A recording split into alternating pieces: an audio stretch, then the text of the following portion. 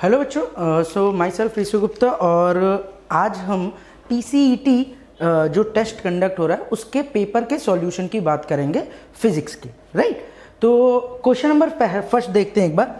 Question number 1 एक बार discuss करते हैं। क्वेश्चन नंबर 1 क्या कह रहा है, refractive index of water and glass with respect to air, यानी वाटर का रिफ्रैक्टिव इंडेक्स 4/3 दिया है एंड ग्लास का रिफ्रैक्टिव इंडेक्स 3/2 दिया है और मुझसे पूछा है रिफ्रैक्टिव इंडेक्स किसका, रिफ्रैक्टिव इंडेक्स ग्लास का पूछा हुआ है विद रिस्पेक्ट टू वाटर। तो इसका फॉर्मूला आपको शायद याद होगा कि ग्लास का refractive index with respect to water होता है ग्लास का refractive index absolute refractive index divided by water का एब्सोल्यूट रिफ्रैक्टिव इंडेक्स। ये कितना हो जाएगा 3/2 और ये डिवाइडेड बाय वाटर का कितना हो जाएगा 4/3। ये कितना हो जाएगा 3/2 डिवाइडेड बाय 4/3, यानी इसका आंसर है आंसर डी, 3/2 डिवाइडेड बाई 4/3।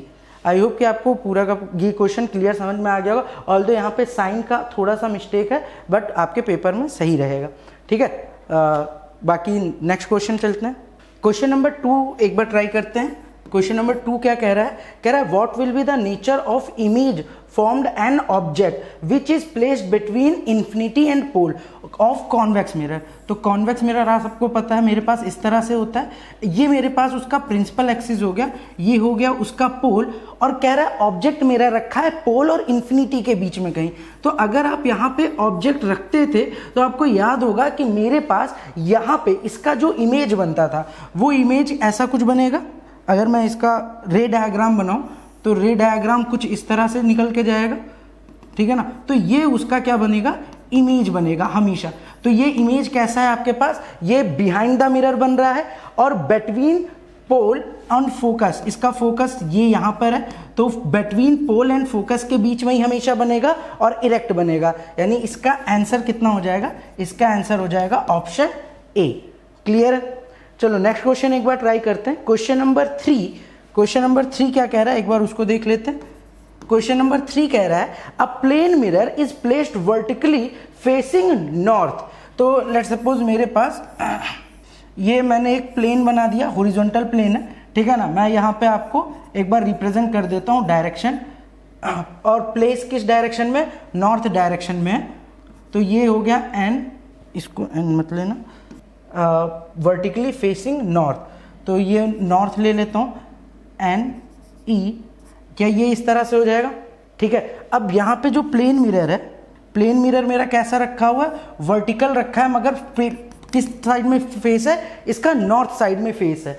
और नॉर्थ साइड में अगर फेस है नॉर्थ ईस्ट, और एक एरो रखा है, an arrow pointed arrow north east is kept in front of the mirror. तो यहाँ पे ये नॉर्थ ईस्ट इस डायरेक्शन में होगा, तो ये मेरे पास एक एरो इस तरह से बना रखा हुआ है और कह रहा है in which this direction will arrow point of this image. इसका जब इमेज आप देखोगे तो इमेज कुछ इस तरह से दिखेगा। अगर ये मेरे पास ऑब्जेक्ट है तो उसका इमेज कुछ इस तरह से दिखने वाला है, और इमेज कैसा दिखेगा, साउथ ईस्ट के डायरेक्शन में, यानी इसका आंसर कितना हो जाएगा, इसका आंसर हो जाएगा बी। यहां तक बात क्लियर है। क्वेश्चन नंबर 4 एक बार देखना। क्वेश्चन नंबर 4 क्या कह रहा है, क्वेश्चन नंबर 4 कह रहा है refractive index of transparent medium greater than 1, यानी रिफ्रैक्टिव इंडेक्स अगर मैं देखूं तो ये क्या होता है किसी भी मीडियम का C/V, सही है। और अगर मेरे पास किसी भी मीडियम का रिफ्रैक्टिव इंडेक्स हमेशा ग्रेटर देन 1 आ रहा है, इसका मतलब C की वैल्यू ग्रेटर देन V है, जहां C क्या होता है speed of light in vacuum, और V क्या होता है speed of light in medium, सही है। तो मेरे पास इसका आंसर क्या हो जाएगा, speed of light in vacuum is greater than speed of light in transparent medium. तो इसका भी आंसर कितना हो जाएगा, इसका आंसर हो जाएगा बी। यहां तक बात क्लियर है। नेक्स्ट क्वेश्चन एक बार देख लेते हैं। नेक्स्ट क्वेश्चन आपके पास डायरेक्ट मतलब वैल्यू बेस्ड पे ही है। कह रहे हैं नियर पॉइंट ऑफ नॉर्मल आई के लिए नियर पॉइंट होता है 25 सेंटीमीटर, इसको हमेशा याद रखे रहना, ठीक है। कि अगर आप कोई भी ऑब्जेक्ट को 25 सेंटीमीटर से पास में लाके देखेंगे तो ये चीज मुझे थोड़ी सी ब्लर नजर आने लगेगी। तो सबसे नियरेस्ट पॉइंट ताकि मैं इसको क्लियर देख सकूं वो मेरे पास कितना होता है, वो 25 सेंटीमीटर होता है। तो 5 का आंसर डी हो जाएगा। क्वेश्चन नंबर एक बार 6 ट्राई कर लेते हैं। क्वेश्चन नंबर 6 क्या कह रहा है एक बार देखते हैं। Which of the following is correct, कौन सा यहाँ पे करेक्ट आंसर होगा। तो यहाँ पे अब अगर आप ध्यान से देखोगे तो आपको एक चीज़ थोड़ा सा याद करा देता हूँ। आपको विबग्योर पता होगा। विबग्योर क्या है, मेरे पास कोई भी व्हाइट लाइट में जो 7 कलर होते हैं उन 7 कलर में से एक violet, indigo, blue, green, yellow, orange and red होता है। और इस डायरेक्शन में आप चलते हो तो जो वेवलेंथ है, ये क्या है, वेवलेंथ है, वो क्या होता है, इंक्रीज होता जाता है। तो सबसे जो मेरे पास वायलेट कलर का वेवलेंथ है वो सबसे लेस होगा और रेड कलर का वेवलेंथ मेरे पास सबसे ज्यादा होगा। तो यहां पे देखना मेरे पास ब्लू, येलो और ग्रीन की बात कर रहा है, तो ब्लू, येलो और ग्रीन, ठीक है, ब्लू, येलो, ग्रीन। तो सबसे कम मेरे पास ब्लू का होगा, फिर ग्रीन का होगा और सबसे ज्यादा मेरे पास फिर येलो का होगा। तो मेरे पास किसका हो गया, येलो का सबसे ज्यादा, फिर ग्रीन का और ब्लू का सबसे कम। यानी आंसर मेरे पास कितना आ जाएगा, आंसर आ जाएगा बी। और ये याद रखे रहना, आपका अभी बहुत ज्यादा इसका काम आने वाला है, ठीक है। याद रहेगा कि विबग्योर में आगे जाने पर वेवलेंथ लाइट की क्या होती है, इंक्रीज होती जाती है, ठीक है। क्वेश्चन नंबर एक बार 7 ट्राई करते हैं। क्वेश्चन नंबर 7 क्या कह रहा है उसको एक बार समझते हैं। कह रहा है consider the following reason of reddish appearance of sun at sunrise to the sunset. ये क्या कह रहा है कि जब आप अगर देखो तो मान ले मेरे पास ये क्या है, लेट्स सपोज ये मेरे पास अर्थ है, राइट। और जब सन राइज होता है तो सन जब राइज हो मतलब सन सेट होता है या सन राइज होता है, दोनों समय पे ये मुझे कैसा थोड़ी सी रेडिश नजर आती है। प्योर रेड नजर आता है मगर थोड़ा सा रेडिश नजर आता है। उसका रीजन क्या है, उसका रीजन है इसके पास में रहने वाले जो मेरे पास एटमॉस्फेयर है, एटमॉस्फेयर है, ठीक है ना। अब एटमॉस्फेयर में होता है क्या है, आप अगर ध्यान से समझो तो मेरे पास जो सरफेस पे है, ठीक है ना, सरफेस पे जो एयर है उसका टेम्परेचर क्या है, ज्यादा है। सरफेस वाले पे टेम्परेचर ज्यादा है तो सरफेस वाले जो मेरे पास की एयर होगी डेंसिटी क्या होगी, कम होगी, जबकि ऊपर वाले ऑब्जेक्ट की डेंसिटी ज्यादा होगी। अब होता क्या है, यहां से जो व्हाइट लाइट निकल के आता है उस व्हाइट लाइट का होता है स्कैटरिंग। क्या होता है, स्कैटरिंग हो जाता है। स्कैटरिंग मतलब बिखरना शुरू होता है। और जो स्कैटरिंग सबसे बेसिकली डिपेंड करता है 1/λ के, यानी वेवलेंथ जितनी ज्यादा होगी स्कैटरिंग आप क्या कहोगे सर, उतनी ही ज्यादा होगी। तो अगर मैं यहाँ पे विबग्योर की बात करूं, विबग्योर, तो मेरे पास सबसे ज्यादा वेवलेंथ किसकी है, सबसे ज्यादा वेवलेंथ है रेड की, सबसे ज्यादा वेवलेंथ होती है और सबसे कम वेवलेंथ होती है वॉयलेट की। बोलो बात सही है। तो अगर रेड की सबसे ज्यादा वेवलेंथ है तो मिनिमम स्कैटरिंग किसकी होगी, मिनिमम स्कैटरिंग होगी रेड की। तो रेड की सबसे कम स्कैटरिंग होता है। अब आप खुद सोचो, एक लाइट और उस लाइट की स्कैटरिंग कम हो रही है, यानी रेड की स्कैटरिंग कम हो रही है। यहां से जो रेड लाइट आ रहा है उसकी स्कैटरिंग कम हो रही है, जबकि जो मेरे पास वायलेट लाइट है, ठीक है ना, वायलेट लाइट, उसकी स्कैटरिंग सबसे ज्यादा हो रही है। तो यहां पर जो बंदा खड़ा होगा उसे वायलेट कलर की लाइट सबसे ज्यादा इंटेंसिटी की नजर आएगी या रेड की। तो सिंपल सी बात है सर, अगर स्कैटरिंग कम हुआ तो इंटेंसिटी रेड की ज्यादा नजर आएगी और रेड की ज्यादा नजर आती है, इस वजह से ये मेरे पास कैसा नजर आता है, रेडिश नजर आता है। क्या ये फिनोमेना क्लियर है? अब इसमें एक बार देख लेता हूं। Light from the sun near the horizon passes through thinner layer of layer, ठीक है, इसका तो कोई लॉजिक हुआ नहीं। अब यहां पे देखना, light from the sun covers large distance of the earth atmosphere before reaching. बात ये भी सही है कि जब सन सेट होता है तो लाइट मेरा ज्यादा एरिया कवर करता है, यानी ऑप्शन बी भी हो सकता है। See, near the horizon most of the blue light shorter wavelength are scattered away, ये भी कहानी सही है, ठीक है। Light from the sun near the horizon passes through thicker layer of the air, तो ऑफ कोर्स ये बात है, थिक लेयर होता है, ठीक है ना। लेयर में चेंज होने के वजह से यहां पे क्या आ रहा है, स्कैटरिंग होता है, ठीक है। तो यहां पे मेरे पास बी सी डी ये तीनों के तीनों ऑप्शन क्या है, करेक्ट ऑप्शन है। यानी मेरे पास इसका जो आंसर आएगा, इसका आंसर आ जाएगा आपका बी सी डी, यानी ऑप्शन बी मेरे पास करेक्ट आंसर है, राइट। क्वेश्चन नंबर 8 एक बार चेक कर लेते हैं। क्वेश्चन नंबर 8 क्या कह रहा है, क्वेश्चन नंबर 8 कह रहा है कि मेरे पास दो रेजिस्टेंस है R1 एंड R2, ठीक है, ये R1 रेजिस्टेंस है, ये R2 रेजिस्टेंस है, दोनों किस में जुड़े हैं, पैरेलल में जुड़े हैं। और कह रहा है इसमें जो करंट फ्लो हो रहा है वो करंट है I1 और इस वाले में करंट फ्लो हो रहा है I2 और इन दोनों का पोटेंशियल डिफरेंस चूंकि पैरेलल में जुड़े हैं तो सेम होगा।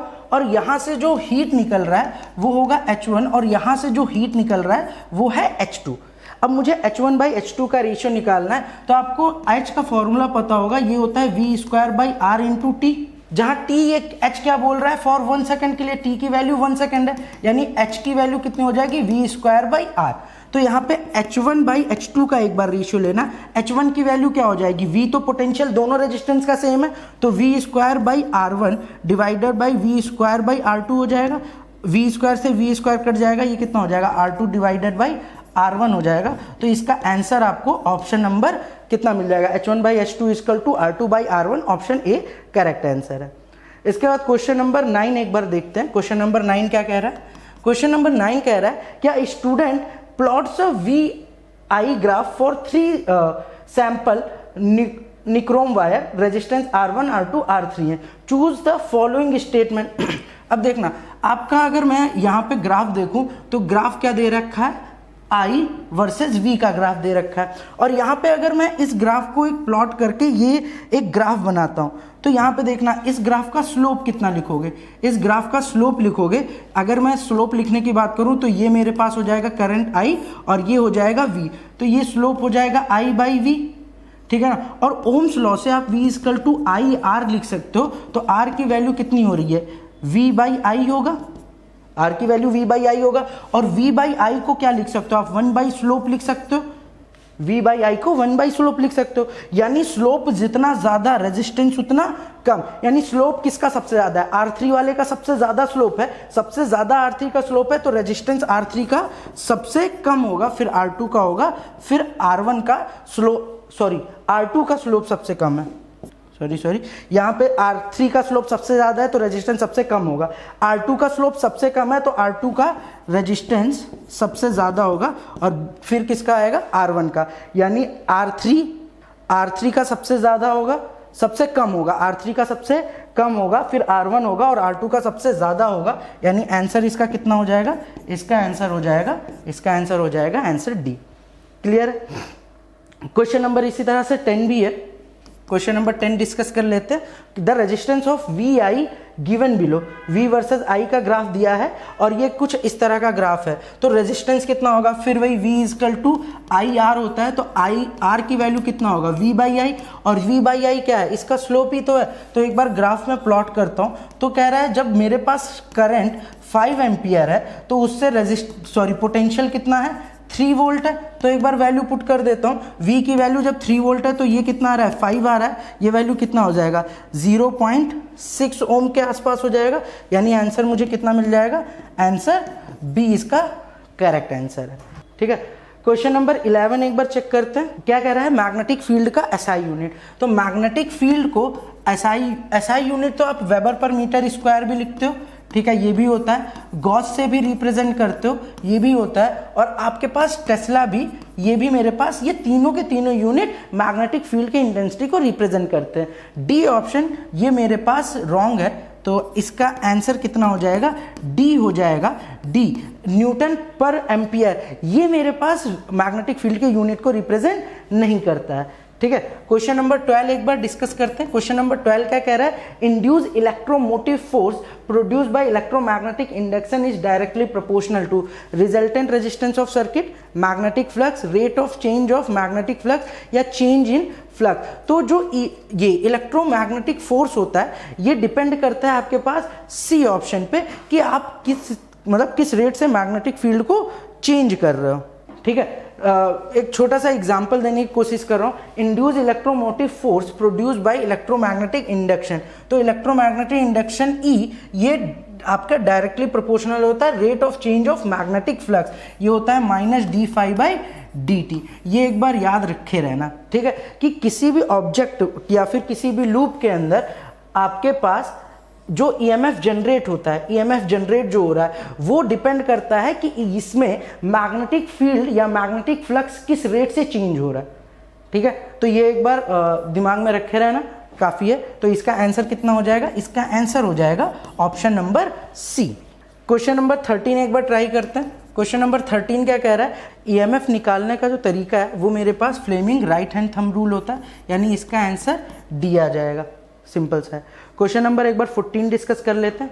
क्वेश्चन नंबर 14 क्या कह रहा है? देख, ये आपका इंफॉर्मेशन बेस में है कि मेरे पास एक जो सोलर सेल होता है वो सनलाइट के एक्सपोजर में 0.5 से 1 वोल्ट का पोटेंशियल डिफरेंस जनरेट कर पाता है। उसके वजह से जो पावर जनरेट हो रहा है वो कितना होता है। तो आपको याद रखना रहेगा कि अगर मेरे पास इसका पोटेंशियल लगभग 0.57 के आसपास होता है, तो अगर इसके ड्यूरेशन के बीच में एक solar cell potential difference generate कर रहा है तो यहाँ से जो पावर रिलीज होता है ये अप्रॉक्सीमेट 0.7 वॉट के आसपास होता है। ये आपको इंफॉर्मेशन याद रखना है। इंफॉर्मेशन बेस्ड पे इसका आंसर हो जाएगा, इसका आंसर हो जाएगा बी।